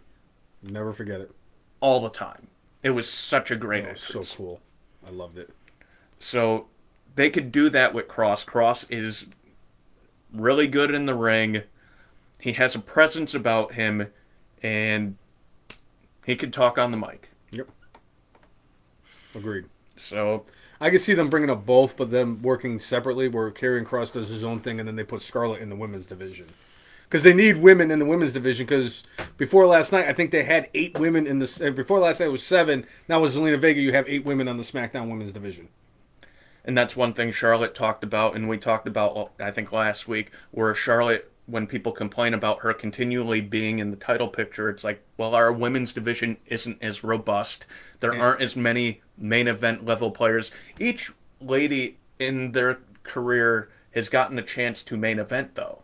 Tamina was in a match for the title. Obviously, Natty's been in the title picture a bunch. Naomi's held the title. Carmella's held the title. The only ones... I don't think Nia's won a singles title. Yes, she did. She beat Alexa Bliss for the Raw title at WrestleMania. And Shayna has not on the main roster has not had a solo title victory. But you know what? Them being the most dominant female tag team champions, I guess, is something. But every woman on the roster has at least gotten an opportunity. Yes, Charlotte gets more of them. Sasha and Bayley get more of them. Becky will get more of them because she is coming soon. Yes. By the way, speaking of Shayna Baszler real quick, and then we can go do the GBB. Did you know that Shayna Baszler has not won a singles match in like 138 days or 140 something days. Shayna Baszler, who is the most dominant, in my opinion, one of the most dominant female competitors in NXT history. She was just a bad bitch. Yeah. And she'd kick anybody's ass. She'd kick my ass. Chris Brown chiming in on matches for Nicole to watch, which basically is WrestleMania 25 through 28 with The Undertaker. With The Undertaker. And while you're at it, Brainless One, show her what Edge did at the end of SmackDown last night. No, she watched it with me, Chris. She's actually, that poor woman has been subjected to a lot of shitty wrestling over the last year and a half since. Has she seen Clash 13 all the way through? I don't think she's seen Clash 13. I think she's waiting. I think she said that she wants to watch that with you. Okay. So we have to figure out a good time and day to do that because she really wants to watch Clash of Champions 13 with you, and I think we're all going to suck down a 40 while watching it. That's a great idea. That'll be great. Good and terrible. Yeah. So, anyway, I think that did almost everything this week. We covered a lot of stuff. Yep. So I think it's time for our good, bad, and brainless, Jay. Yeah! Yeah? All right, so what was your good for this week? I'm going to go with Sami Zayn versus Kevin Owens in the last man standing match. These guys brought it on every level. Kevin Owens had that great last man standing match with Roman Reigns, less than a year ago. Probably like 6 or 7 months ago. They bring him back for another last man standing match, a completely different match against a long-term person he's feuding with, El Generico. And something was on the line. It was worth the price of admission in every way. And that's my good for this week. I'm going to tell you, Jay, like SmackDown as a whole yesterday or last night definitely deserved it. That match definitely deserved. Like I said, it's one of the best matches I've seen all year. The two of them, we know we deliver it. And I'll tell you, I really, really, after the interview that Otis cut, where he was talking about how everything was taken from him and he blames The Miz, and now we're going to see a new Otis Dosevich. And because of the fact that you and I love Otis Dosevich, that should have been or could have been my good for this week. But it wasn't. Because something happened last night that was very magical. Happening. That's probably going to be mentioned a few months down the road when we do our award show and Hall of Fame show at the end of December. And that is because the GOAT of GOATs, who has goated more than GOATs have ever goated in the history of Goat Dome, Pat McAfee, teabagged Michael Cole on national television. I'm saying it exactly how FMR's Hall of Famer El Jefe said it. Michael Cole got teabagged by Pat McAfee on national television on Fox during SmackDown. The only way that would have been any better is if the Fox, Andy Fox himself, was on that show. Yeah. But Pat McAfee, you get my good for this week, and I would love to give you my good every single week because you really are somebody who deserves it every single week. Yeah. But last night was just... Yeah. The words cannot describe how wonderful that is. I've had the biggest smile on my face since watching SmackDown last night because of that, so thank you, Pat McAfee. Yeah. So what's your bad for this week? My bad with this week goes to Zia Lee. Accidents happen, but dang. I don't know if she mispositioned her kick or if Mercedes Martinez was in the wrong spot or Mercedes Martinez didn't move, but oof. Yeah. Accidents happen, but this was a bad one. She walloped Mercedes Martinez, and just certainly have prayers for Mercedes Martinez to fully recover. Concussions are nothing to joke with.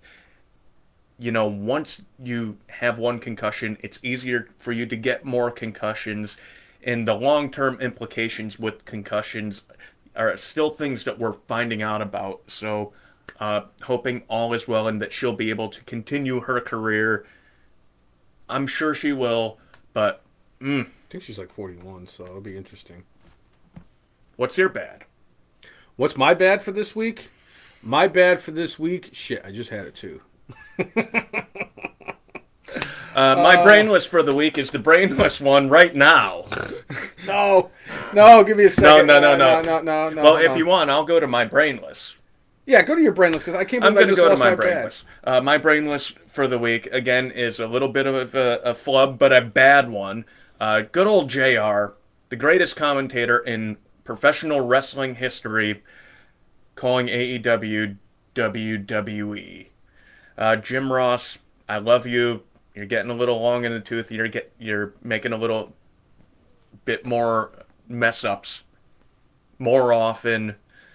I know that he signed a 3-year deal with AEW. Said that he's gonna certainly fulfill that, and will probably go year to year after this.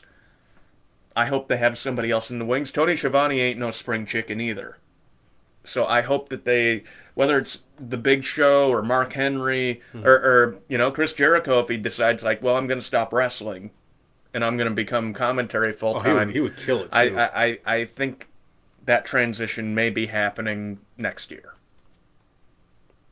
Yeah. So that's what I'll say for my brainless. And now that I just remember what my bad was, my bad for this week goes to the way that they've been booking the NXT North American Championship. I have no problem with Bronson Reed making the jump to the main roster. I really don't. I think it's great because he's been doing this in the independent scene and with his time in NXT for 14 years. So the fact that he's getting an opportunity to work on the main roster eventually, and that's the reason why he dropped the title, then why to put the title on him in the first place? Why not keep it on Johnny Gargano? Unless, like the way they're making it looks like Johnny Gargano is going to win back the NXT Championship so that Jeff can have a fucking orgasm. I saw it the first time Gargano won. Oh my God. I still have not cleaned all the stains out of the ceiling because of him at the old house. Right. But I just, the way that they've been booking the North American Championship since its inception, where they kind of hot potatoed it, because now we're on like the 15th or 16th different person to hold it in like 2 or 3 years. I'm sorry. The way they're booking that title, that's going to be my bad. And my brainless for this week goes to 2 of the Money in the Bank matches that are going to be happening, both the men and the women's. Why, you say? Well, why? Well, for SmackDown, last week, Carmella was automatically inserted into the match. I have no problem with it. She's a former winner. I get that. And it gives her a reason, even though everybody else had to have qualifying matches. Granted, they were tag team qualifying matches to get in for a singles. Anyway, I didn't have a problem with that. The fact was they said that Liv Morgan was fighting in a qualifying match that Carmella didn't even have, and Carmella lost. And then this week, they just acted like, all right, well, I guess Liv Morgan did not qualify, and we're just going to put Zelina Vega, who wasn't even employed by WWE, into the match, and they talked her up like she's this great thing, and it's like, okay, she had like maybe 10 wrestling matches, maybe at the main roster, and it's like you're talking her up like she's Trish Stratus. I'm sorry, I don't see it.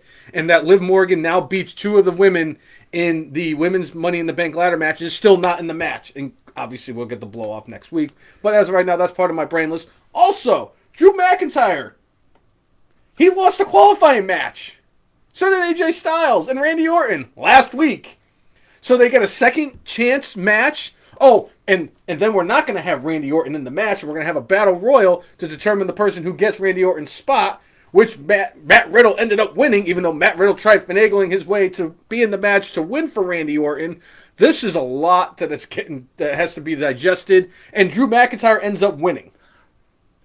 So as far as this goes, according to the letter of the stipulation of Hell in a Cell, if Lashley is still champion, it doesn't matter. It doesn't matter if Drew McIntyre has Money in the Bank. He can't cash in on Bobby Lashley. Yep. Unless they come up with some sort of thing where they're like, chicanery. Well, Money in the Bank could be cashed in on anybody. It doesn't matter who holds the briefcase. In my view, it means that Drew McIntyre can't do that. That might be a way they get him to SmackDown, maybe? Because they are having the draft right after SummerSlam, and that would be a good way because there are talks that Big E is going to be going to Raw, and he's going to be flip-flopping with Drew McIntyre. And if they just do that and have McIntyre get his old theme, which he allegedly wants... Yeah. I'm down with that. I'm sorry. Just the way that they've booked that with McIntyre, who shouldn't even be in this match because he can't really claim a title shot against Bobby Lashley. He can't. You have a second chance match where one of the guys who lost, the guys that shouldn't have won it, McIntyre already lost. He shouldn't have been in the match. And then you give him the second chance one in a match where even if he wins the briefcase, he can't cash in on Bobby Lashley. It's too much fuckery, and I just don't get it. It hurts my brain that doesn't exist, so that's why it gets my brainless for this week. All right.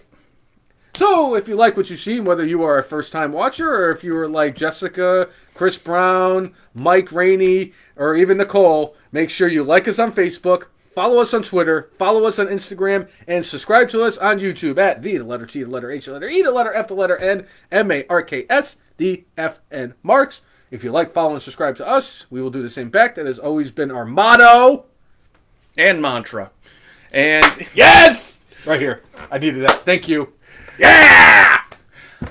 Also, make sure you follow us on Spotify, so if you miss the live show, you will be able to listen to us on the road and hear all the chicanery that goes on. It's also on Google Podcasts and all the other podcast networks out there.